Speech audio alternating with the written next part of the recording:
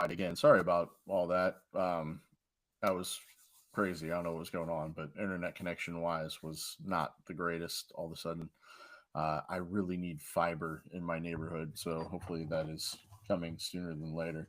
But before we were disconnected, I have talked twice now that I don't think anybody heard me of how awesome the Javon Evans and Ethan Page match was at NXT Roadblock. I thought Javon Evans, for being as green as he is, both in age and in and in experience, he pulled off one hell of a match. I didn't get to see it. Okay. Um, Whew, all that, and that's what I get. Because I knew that's where you were going, and I honestly did, and that's what I was going to answer 25 minutes ago before we had the issue. But now, as I look at myself, I'm delayed like a motherfucker, and I don't know what's going on. Your voice is real time. It's just the video that's delayed, so Yeah, it's okay. But it's fine. I'll just stand still. I just won't move my mouth. And I'll just talk like this. we I'll get just say, Harley. We just need Harley Williams to come in here and be your ventriloquist. yeah. but but yeah, Roadblock was good, man. That match was good. The Hardy Boys and Fraxium was a lot of fun. Moose and Obafemi was a good match. I Mm-hmm. mean, Moose really brought a lot out of Obafemi. Oh yeah. So Yeah, good show. uh, NXT continues, like I said, and it's not all just the partnership. The partnership with TNA has been great. It helps and everything, but oh yeah, you said, but at the end of the day, it has brought a lot out of these NXT guys. You know what I without a mean? doubt. Yeah, So to have veterans like Moose, Hardy's, Joe, you know what I mean, like Joe Henry, all these guys coming in and working and everything, like has just done nothing but raise both brands' games too. You know what I mean? yeah. What do So, you think first of all, I thought the Moose and Obafemi match was title for title. um, I thought so too, but But then they last pivoted minute it and was just just for made the it. NXT title. Yeah. And I also am a little curious as to the thought process behind Stephanie Valquer being both the North American and the women's champion. Like Yeah, it just seems weird that they pushed Julia to beat Roxanne, but then she lost it. Unless maybe there's something wrong with Julia and she needs to take some time off or something yeah. like that. Well, even the tag title match wasn't title for title. You know what I mean? Like it was just for the Yeah, tag yeah, title. yeah. So, um, yeah, I don't know. Cause that's what I thought like initially, right? As I was kind of watching, I was like, because especially when the women's match was title for title, I was like, huh. I thought maybe I misheard it or something. I thought every match was title for title. So, Yeah, but yeah. I might have too, but or maybe somebody misspoke at one point and they said it, and then it wasn't the case or something well, like that. But it made sense for the internal titles to be title for title, not right, the external ones, because like you know, and I like that they had their guy go over. You know what I mean? Like Moose didn't take the NXT title, right. and The NXT Hardys. didn't.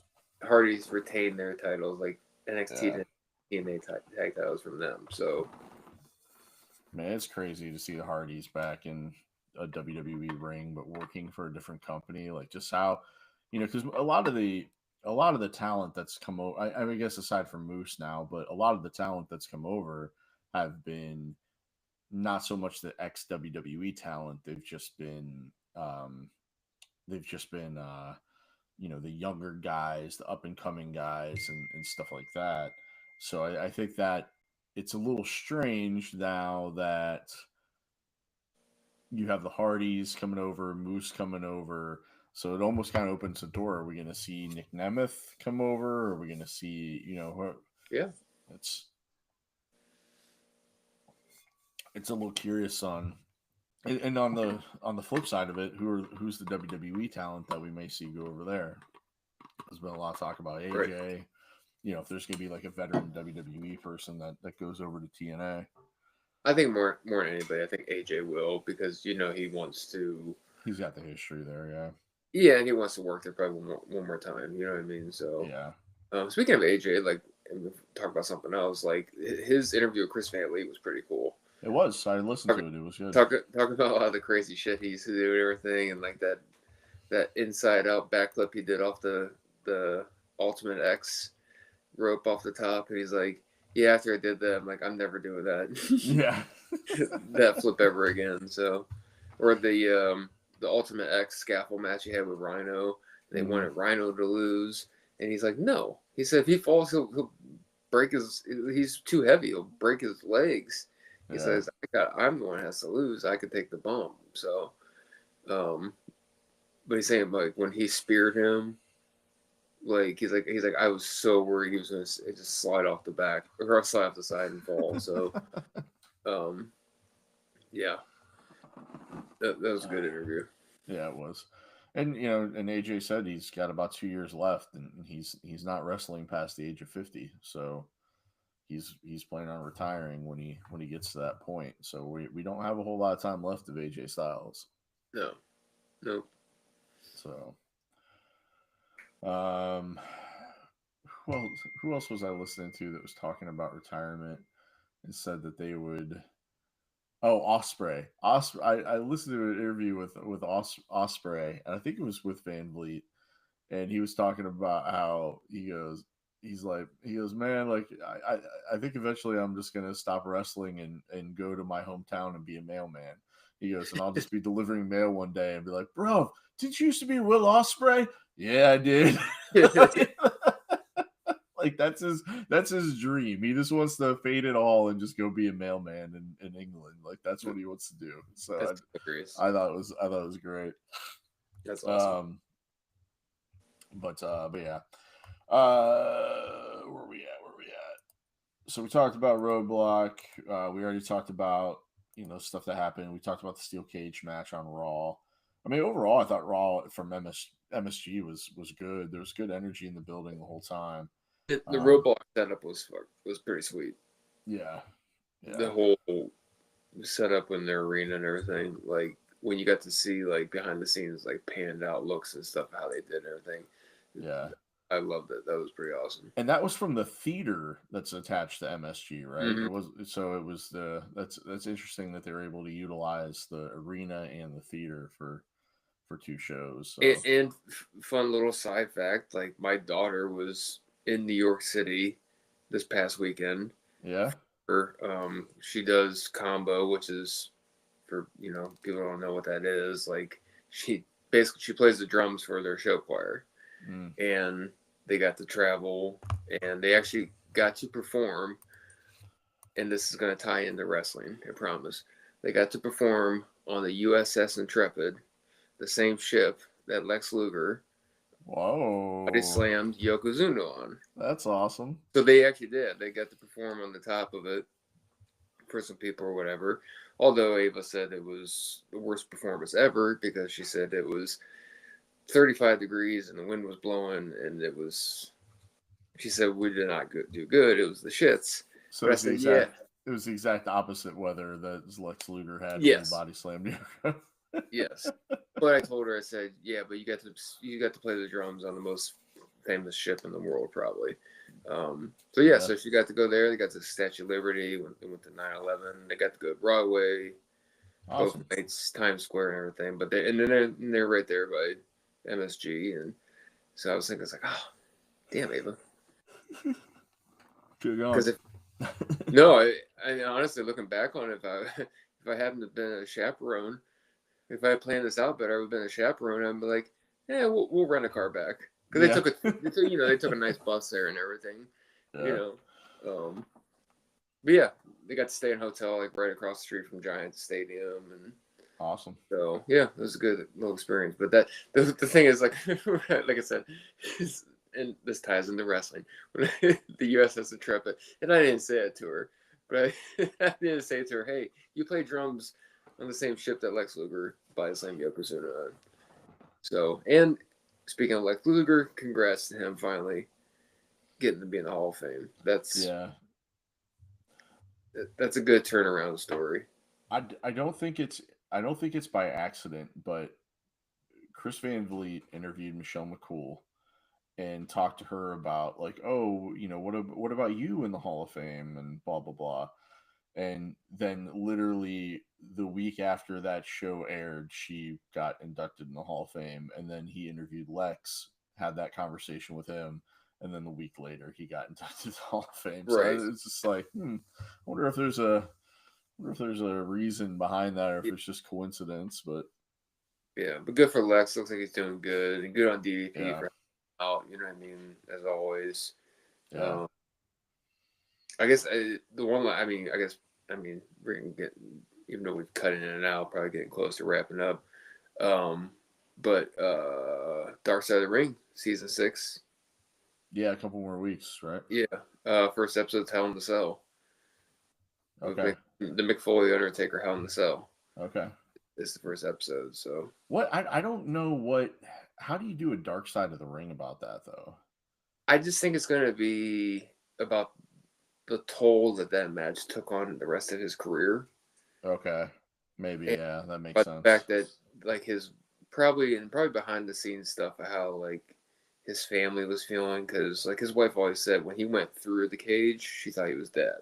And just how bad that, like, I guess that actually took like probably years and stuff off his career and life and everything. I mean, he was already a bump artist like crazy, but like, yeah.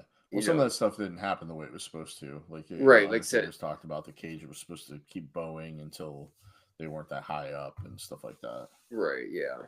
So he said that was it wasn't even. He said the one off the side of the cage wasn't even that bad. yeah, it was going through because it was so unexpected and it knocked him out right away. So yeah, but yeah, that's all I got. So cool. Yeah, be interesting to see. They were talking about say Undertaker interviewed Jake the Snake and DDP. So he did like a separate interview with both of them, and then they did one where they were together. But during one of them, because Eddie Graham's going to be one of the topics of Dark Side of the Ring, they start talking about Eddie Graham's plane, and I think Jake was telling a story of how somebody was in the bathroom smoking weed and something caught on fire. So the plane was on fire and he was on the runway. He's about to take off. And he goes, it'll be fine. The air will put it out once we get up. And apparently Rocky Johnson was like, fuck that. Opened the door while on the runway and jumped out of the plane. Oh my God. That's awesome. So then they had to stop and re-taxi back, pick up. They put the fire out. Then they picked Rocky back up, and then they took off and left. There's another story about another thing with Eddie Graham in a plane or something too. He had his own plane and his pilot's license, so he flew himself to play these places. There was another thing too, and it was on a Dark Side of the Ring. Or it might have been that Tales from the Territory when they were talking about Florida and Eddie Graham. Oh yeah. And they were talking about another incident of, I think, his plane or something. I don't know. I can't really think of it right now, but there was other stories about that. So yeah, Jake said he landed in like some of the weirdest spaces because he was like drunk and couldn't fly, or high and couldn't fly. Fucking Matt, God, what a different time, man. Yeah, like how's he even? One, how's he not in jail? And two, how the fuck's he still alive? Or why he's not alive anymore? He died, but how did he live as long as he did? You just hear some of these great stories about, like, just like the stories of like Harley Race. Like they said, Harley Race never drove under 75 miles an hour. Yeah, like you imagine, like the stories of him driving 100 miles down the road and like a snowstorm. Like, you kidding me? And I believe it too. Jake was telling a story of he and Undertaker riding together. It was during that time when they were kind of together in WWE, when they were both heels. And he said that they were driving through Florida. So the plan was they were in like Tallahassee or something like that. and there wasn't a good place for them to go after hours. But if they, Jake said, if you hurry up, if you hustle through your match, we can get to this. It was a strip club in Tampa. I forget the name of it, but he goes, we can get there before last call. So Take was like, all right, I brushed through my match. I didn't shower. I got my bag. Jake was already in the car, had it running. We were had the beer in the seat, and we were flying down the street. And then they got pulled over at some point, and the cop had Jake get out of the car. And before Jake got out of the car, he whispered to Mark, he's like, I have warrants here. So I guess he had a warrant for his arrest. So he gets out, he's talking to the cop, and the cop like immediately was like, I'm a huge fan, being real cool with him. And he goes, hey, do you wanna rib my buddy there? And so the cop plays along and goes to get Undertaker out of the car. And he goes, hey, will you come with me? And he opens the door, and there's like beer cans falling out of the side door. And then he's acting like he's going to arrest Jake. And like Taker's thinking like how he's going to get out of this. And then like it goes on for like 10 minutes. And then finally they let him in on the fact that he was just fucking with him. Oh my God. That's awesome. Again, yeah. Different time, man. Wow. Without a doubt, different time. I mean, nowadays that none of that would fly. Yeah, none of that would fly. No, but anyway, but yeah, man, like it's good week of wrestling. The AEW pay per view was good. Roadblock was a lot of fun. I think we got some good weeks of Monday Night Raw and Friday Night SmackDown coming up to get us to smooth out that road to WrestleMania, get that pavement a little smoother. So we can kind of have an idea what's going on, what's going to happen. But, dude, we still have so much time. I mean, there's still more than a month away from WrestleMania. I know. So, I mean, it's like there's no rush on some of this stuff. Like, let's just let it cook and let it happen and see where we go from there. Yep. Definitely. So, all right, man. Anything else before we wrap it up? No. I'm ready for nights. All right. Well, just like a penis ready for sex, we're going to wrap this one up and call it a day. What the Thank you guys for listening to this week's episode of the show. Did you write that down 5 minutes after we stopped recording last week? No. That was off the cuff, bud. Just like my best man speech at your wedding. Completely off the cuff. I was going to say, who fucking wraps it up anymore? Yeah, right. But anyway, all right. Hey, thank you guys for listening to this week's episode of the show. My name is Jason for Kevin. Reminding you out there to be a fan. Always wrap up and live your gimmick. Goodbye, everybody. Wrap up your gimmick. wrap your gimmick. There's your title. Yeah, unless you had a vasectomy like me and. Oh my God! Stop. Anyway, all right. Goodbye, everybody.